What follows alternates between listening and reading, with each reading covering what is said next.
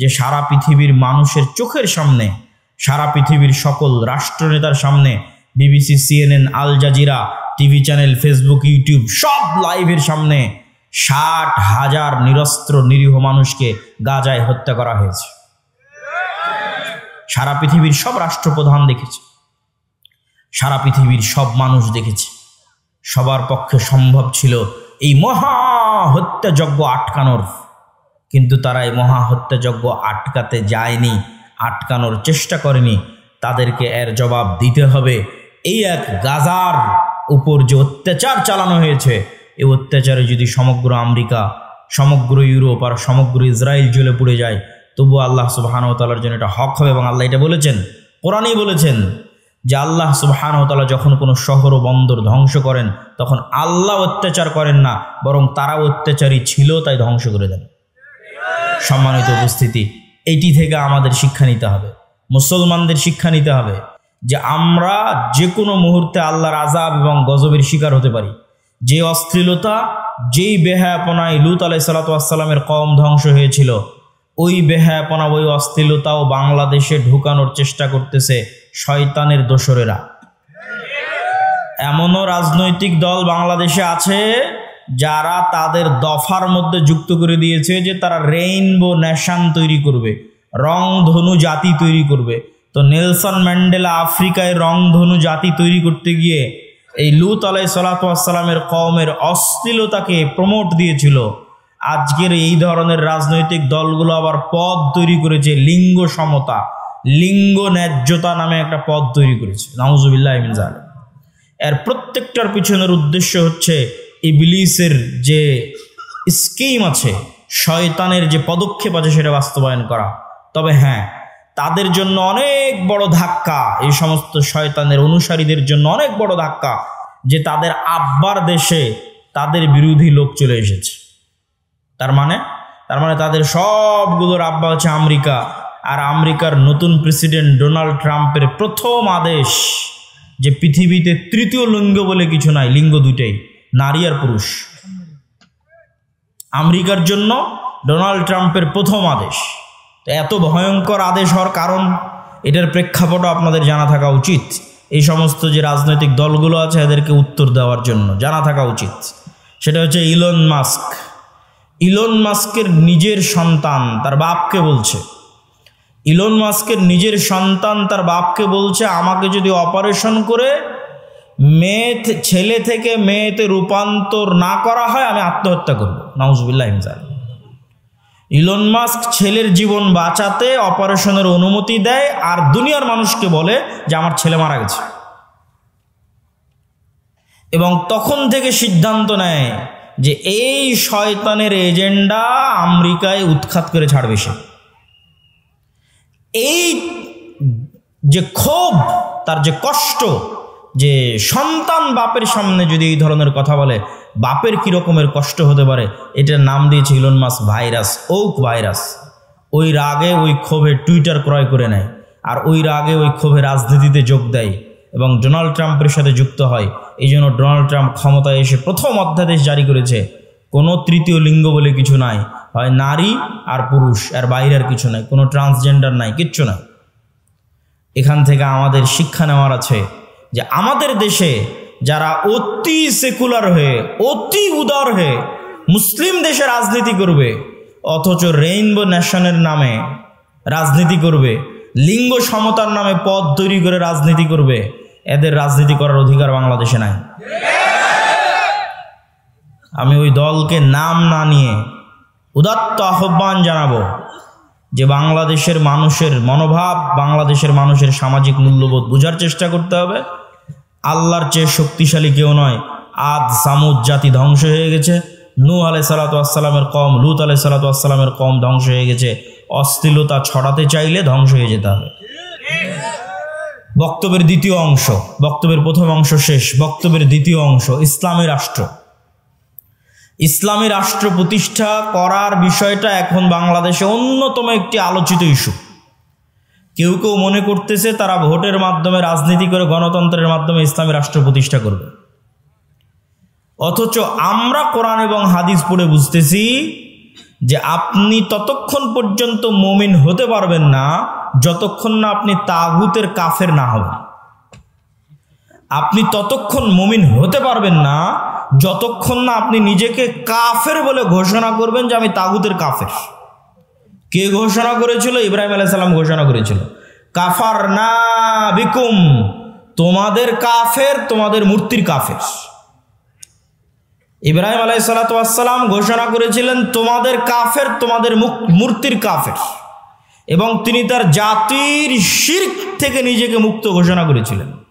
এই জন্য আল্লাহ কোরআনে বলেছেন, আমাই ইয়াকফুর বিত্তাগুত, আগে তাগুতকে অস্বীকার করতে হবে, কাফের হতে হবে, ওয়ুমিন বিল্লাহ, তারপর আল্লাহর উপর ঈমান আনবেন। আপনি যদি বলেন যে আমি রাষ্ট্রে ইসলাম প্রতিষ্ঠা করতে চাই, তো রাষ্ট্রে ইসলাম প্রতিষ্ঠার সবচেয়ে বড় শত্রু যেগুলো, এগুলোর কাফের হতে হবে। তো রাষ্ট্রে ইসলাম প্রতিষ্ঠার সবচেয়ে বড় শত্রু হচ্ছে গণতন্ত্র, রাষ্ট্রে ইসলাম প্রতিষ্ঠার সবচেয়ে বড় শত্রু হচ্ছে সমাজতন্ত্র, রাষ্ট্রে ইসলাম প্রতিষ্ঠার সবচেয়ে বড় শত্রু হচ্ছে সেকুলারিজম, ধর্মনিরপেক্ষ মতবাদ। মানুষ বলে গত 16 বছর অমুক এটা করেছে, গত 16 বছর অমুক এটা করেছে। এইটা কেন কেউ বলে না গত 16 বছর কি দেশ ইসলামী আইন অনুযায়ী চলতো? কথা বলেন, ইসলামী আইন অনুযায়ী চলতো? গত 16 বছর দেশ চলতো গণতান্ত্রিক নিয়ম অনুযায়ী, তাই নয় কি? গত 16 বছর দেশ চলতো ধর্মনিরপেক্ষ মতবাদ অনুযায়ী। তাহলে গত 16 বছরে আয়নাঘর কোনো ব্যক্তি তৈরি করেনি, গণতন্ত্র নিজে তৈরি করেছে। গত 16 বছর হাজারো লক্ষ মানুষকে গুম কোনো ব্যক্তি করেনি, ধর্মনিরপেক্ষ মতবাদ নিজে খুন এবং গুম করেছে। কিন্তু এইটা মুসলমানদের বুঝতে দেওয়া হয় না। মুসলমানদের সামনে একটা মূলা ঝুলিয়ে দেওয়া হয়, যখনই সিস্টেম কাজ করে না তখন ওই সিস্টেমের যে প্রধান থাকে ওর উপর রাগ উঠিয়ে দেওয়া হয়, তারপরে প্রধান যখন সরে যায় রাগ শেষ, সিস্টেম তো ওটাই আছে। আপনাকে বুঝতে হবে যে গুণ, খুম, আয়নাঘর সিস্টেম তৈরি করেছে, গণতান্ত্রিক সিস্টেম তৈরি করেছে, সেকুলার সিস্টেম তৈরি করেছে। এই সিস্টেম যদি থাকে জুলুম থাকবে, এই সিস্টেম যদি থাকে অন্যায় অবিচার থাকবেই থাকবে।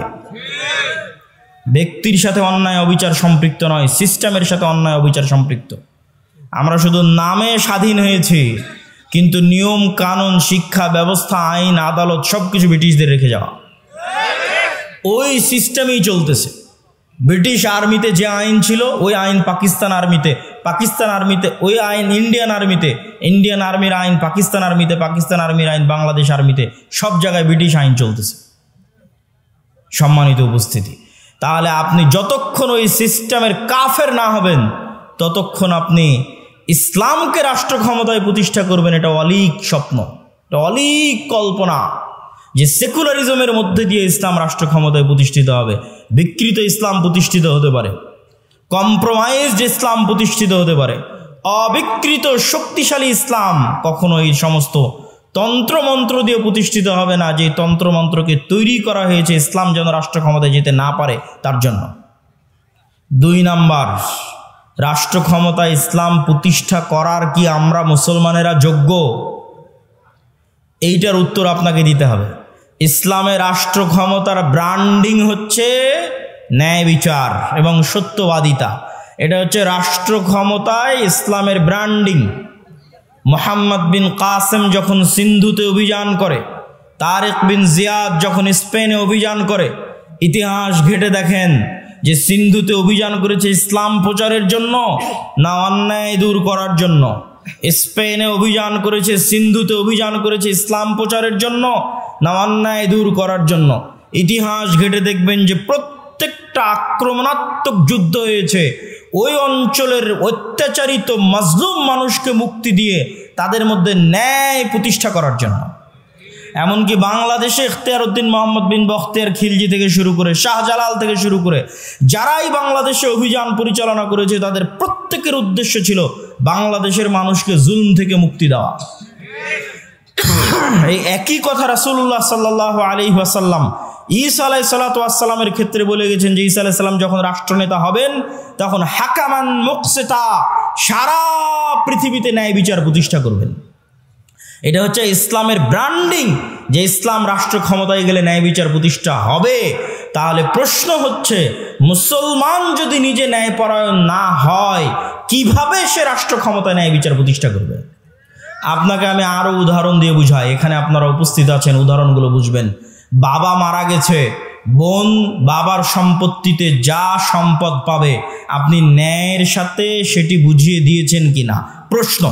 আপনি আপনার আশেপাশের পাড়া প্রতিবেশী সবার দিকে তাকিয়ে দেখেন যে সে ন্যায়ের সাথে বুঝিয়ে দিয়েছে কিনা।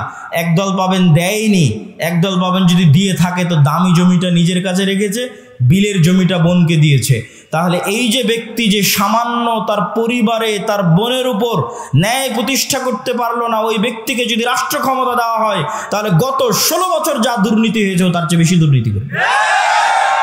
গত 16 বছর যা জুলম হয়েছে তার চেয়ে বেশি জুলম করবে।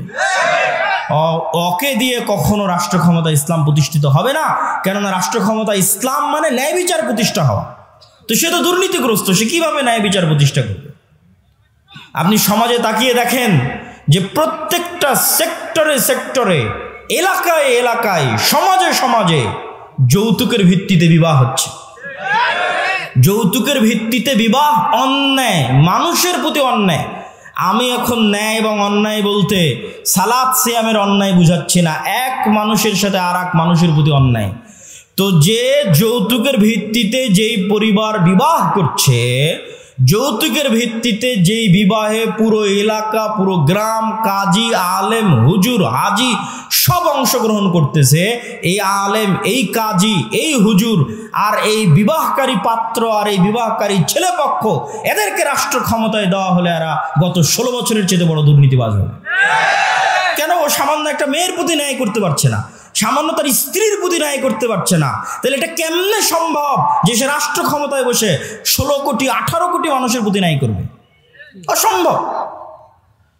তো এই জন্য যদি মুসলমানেরা বলে যে আমাদের রাষ্ট্র ক্ষমতা দরকার, তাহলে মুসলমানদেরকে আগে উন্নত পার্সোনালিটি, উন্নত ব্যক্তিত্ব এবং ন্যায় পরায়ণ যে ব্যক্তিত্ব যা নবীদের ছিল, যা রাসূলদের ছিল, সেই ন্যায় পরায়ণ ব্যক্তিত্ব অর্জন করতে হবে, ন্যায় বিচার প্রতিষ্ঠা করার সক্ষমতা অর্জন করতে হবে। আপনি ইসলামী দলে যান, সংগঠনে যান, মসজিদে যান, মাদ্রাসায় যান, যত বিভেদ বিভক্তি আছে সেখানে যান, প্রত্যেকটা জায়গায় দেখবেন অন্যায় জড়িত। ইসলামী দলের আমির ওই কর্মীকে পদ দিয়েছে যে বেশি চামচামি করে, আর যে রাত দিন পরিশ্রম করেছে ওকে বের করে দিয়েছে। তাহলে সে তার দলে ন্যায় প্রতিষ্ঠা করতে পারেনি, ও রাষ্ট্রে কিভাবে ন্যায় প্রতিষ্ঠা করবে? জালেম। জুলম কখনো ইসলামী রাষ্ট্রের মানদণ্ড হতে পারে না, ন্যায় ইসলামী রাষ্ট্রের মানদণ্ড। আর সত্যবাদিতা, আপনি মুসলমানদের কাছে যান, ইউরোপ এবং আমেরিকায় বসবাসরত মুসলমান, অধিকাংশ মুসলমান তাদের কাফের রাষ্ট্রের কাছে, খ্রিস্টান রাষ্ট্রের কাছে মিথ্যা বলে অতিরিক্ত টাকা নিচ্ছে। মুসলমান মিথ্যা বলছে, সে নামাজ পড়ে, বলছে আমি কালেমা পড়ি, আশহাদু আল্লা ইলাহা ইল্লাল্লাহ বলে, আশহাদু আন্না মুহাম্মাদুর রাসূলুল্লাহ বলে, কিন্তু সেই মুসলমান মিথ্যা বলছে আর এক কাফেরের কাছে একটু টাকা বেশি নেওয়ার জন্য পুরো জীবনটা মিথ্যার উপর পার করে দিচ্ছে। আপনাদের এই নরসিংদী, নারায়ণগঞ্জ, রূপগঞ্জ অঞ্চলেও যেহেতু কিছুদিন থেকে থাকা হচ্ছে সেহেতু দেখতেছি নির্বাচনের সময় মানুষ 2 এমপি পদপ্রার্থীর থেকে টাকা নিয়ে বলেছে তাকে ভোট দিবে। তার মানে সে মিথ্যুক। তাহলে একজন মিথ্যুক মানুষ কিভাবে নেতা হবে? একজন মিথ্যুক মানুষ কিভাবে দেশ ও জাতির দায়িত্ব নিবে? এটা অসম্ভব। আজকের যুগের মুসলমানদের ব্যক্তিত্ব মক্কার কাফের মুশরিকদের ব্যক্তিত্বের চাইতে নিম্নমানের। কিভাবে? এখনই আলোচনা শুনলেন আবু তালেব কাফের, আবু তালেব মুশরিক, কিন্তু একটা প্রমাণ দেখান দেখি যে আবু তালেব কোনোদিন মিথ্যা বলেছে? আবু তালেব কোনোদিন তার মুখের ওয়াদা রক্ষা করেনি। মুখের কথা রক্ষা করতে গিয়ে 3 বছর, মুখের কথা রক্ষা করতে গিয়ে 3 বছর ভাতিজার সাথে না খেয়ে জীবন পার করেছে। তার নাম আবু তালেব। মানে রক্তে নেতৃত্বের গুণ আছে। রক্তে কিসের গুণ আছে? নেতৃত্বের গুণ আছে। মিথ্যা বলে নেতা হওয়া যায় না, কথা রক্ষা না করে নেতা হওয়া যায় না। আবু তালেব নেতা, he is a by born leader, জন্মগত নেতা। জন্মগত নেতা দেখে মুখের কথার দাম রক্ষা করার জন্য ভাতিজার সাথে 3 বছর না খেয়ে জীবন পার করে দিয়েছে। আবু সুফিয়ান নেতা, লিডার, নেতৃত্বের যোগ্যতা আছে, কাফের মুশরিক, কিন্তু ব্যক্তিত্ব আছে। তার চিরন্তন শত্রুর বিরুদ্ধে মিথ্যা বলেনি। হিরাক্লিয়াসের দরবারে দাঁড়িয়ে আপনার একটা রাজনৈতিক দলের নেতাকে জিজ্ঞেস করেন, তার বিপরীত রাজনৈতিক দল সম্পর্কে যা বলবে 16 আনাই মিথ্যা। এই পুরো গণতান্ত্রিক রাজনীতি দাঁড়িয়ে আছে মিথ্যার উপর, পুরো গণতান্ত্রিক সিস্টেম দাঁড়িয়ে আছে মিথ্যার উপর। মিথ্যা না বললে গণতন্ত্র চলে না, মিথ্যা না বললে গণতন্ত্রে নেতা হওয়া যায় না, মিথ্যা এবং দুর্নীতি না করলে গণতন্ত্রে নিজের গদি টিকিয়ে রাখা যায় না।